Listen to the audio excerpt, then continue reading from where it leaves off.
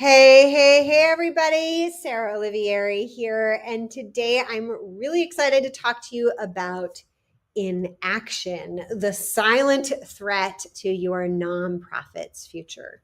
Have you ever wondered what happens if you just keep doing business as usual, right? So many nonprofits are stuck in this space of this change or this investment in something sounds scary and we're just not going to do it. Or maybe you want to do it, but as the leader, as the executive director, but your board is afraid to take action. Well, give me a few minutes today and I'm going to talk about the true cost of doing nothing and why it is probably actually costing you more and keeping you stuck and sacrificing your future.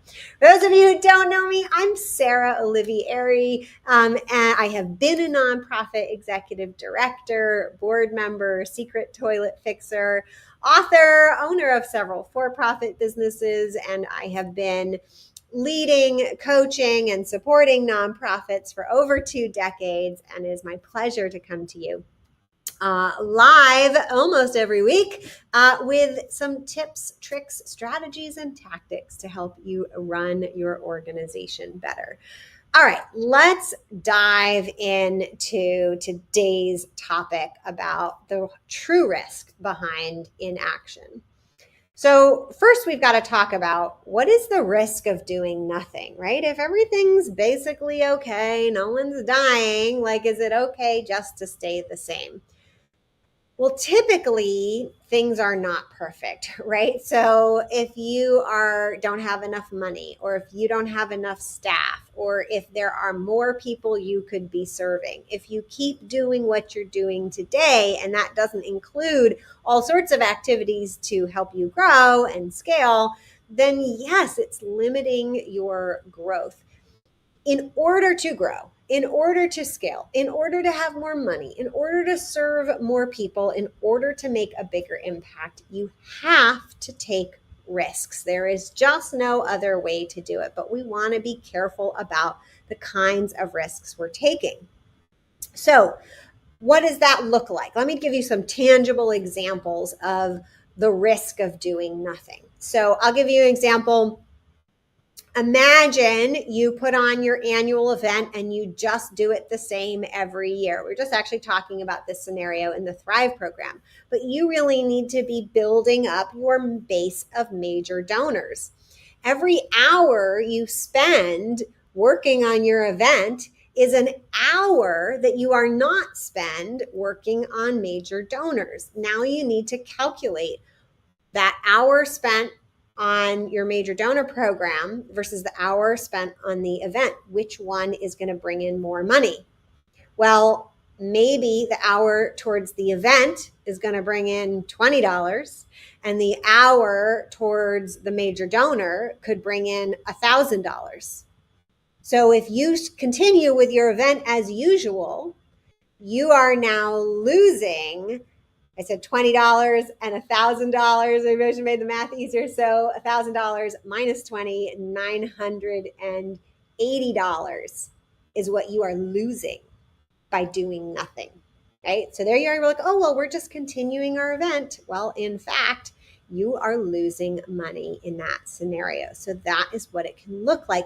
When you do nothing, there's something new that you are not doing. And that new thing had the potential to bring in resources or make an impact. And so because you're not doing the new thing, by staying the same, whatever you got from doing the same thing and whatever you could have gotten from doing the new thing, you just subtract them and you will find out the difference of what you are losing by staying the same.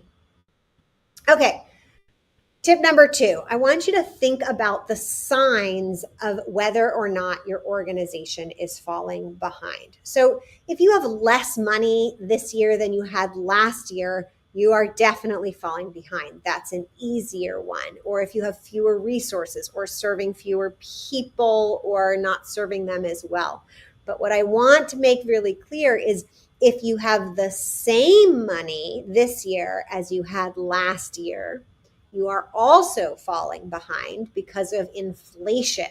So, and we've had a lot of inflation recently. So the value of money goes down. So what was 100,000 last year is really 100, let's say 103,000 this year. So if you're still at 100,000 like you were last year, you've now fallen behind $3,000 roughly. Okay, so that's another way, another sign that you might be behind. So if your money is not growing or keeping up with inflation, you are not treading water, you are sinking. The last thing is, even if you just keep up with inflation, which is on average, you can just say your expenses should be going up and your revenue should be going up roughly 3% on average every year just to be treading water. But treading water does not give you enough resources to be growing or scaling. You need more money each year. So basically, I want you to be looking at your profit margin, which we don't use that term in nonprofits much, but I think we should. It's the money left over. Often we call it your net revenue, but that doesn't sound as exciting. So I'm going to say profit. But whatever money is left over, we want that to be, like at least an extra 10 to 15% of money left over that you can now reinvest in growth each year. And if you want to grow faster, then you need a much larger percentage left over. But I would just consider that if you are under 15%, or let's say under 10% extra revenue over what you spent, then you're probably in the danger zone for treading water or sinking. And you always want to be kind of tracking what kind of amounts you're having left over. And think about, where are you reinvesting that in growth, right? Because if you get 10% of extra money left over, meaning let's say you have an extra $10,000 left over. If you reinvest all of that in your programming, now you're not adding your capacity to raise more money. So you need to make sure that you're allocating that properly. You need to invest some of what's left over, probably at least half of what's left over, if not more than half, into making more money next year. And then the other half of what's left over, you could put into programming. All right. So ultimately, if we don't change, if we aren't growing, if we aren't scaling, what is this impact on your mission, on your vision at your nonprofit? Well, ultimately, if you aren't growing your money, you are probably not growing your impact, and you're probably shrinking your impact. And temporarily, if you're investing all your money in growing your programming and not your money, or as I like to call it, your money pie versus your mission pie, if you're so focused on growing mission pie, you will grow your mission pie temporarily, and then you will run out of money, and then you'll have to contract. You'll have to shrink. You'll be sinking. And it is a lot more expensive to recover from that contraction mode than it is to keep your money pie and your mission pie in balance in the first place. Okay? So the last thing I want to leave with you today is you're saying, Sarah, I'm treading water or I'm sinking, and how do I turn this ship around so that we are on a scale journey or a growth journey? Because we do want to make a bigger impact. We know that there are unserved people out there, and there's impact that needs to be made that we're not able to reach right now. So most important thing for you to think about is investing in growing that money pie so that you have enough coming out to continue to grow the money pie and grow your mission pie. That may mean if you need to retract, which is harder and more expensive, but you can do it. You're going to have to take resources out of your programs, out of other areas that might mean temporarily closing some of your programs. Reinvest those resources in your fundraising capacity.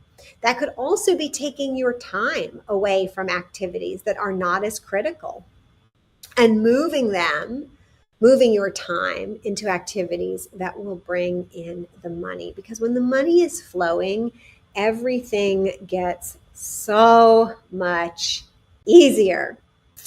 So that is basically how you turn the ship around.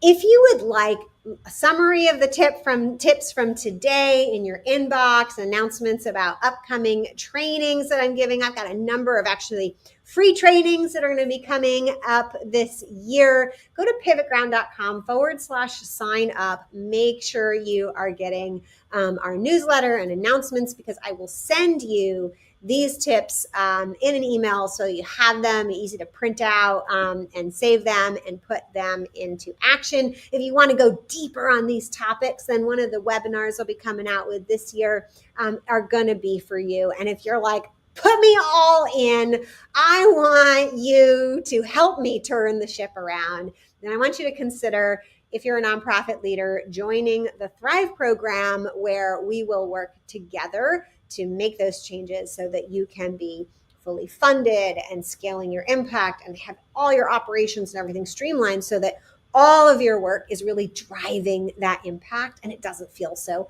mired with challenges and walking through mud and getting through that difficult space of turning the ship around. And you can do that by going to pivotground.com/application. Fill out a quick application. I'm going to review it manually myself and get back to you, let you know if you are approved and what the next steps are for that. Until next time, it's such a pleasure to be with you every week. Thank you, thank you, thank you so much for all the work you do in making our world a better place. And I will see you next time.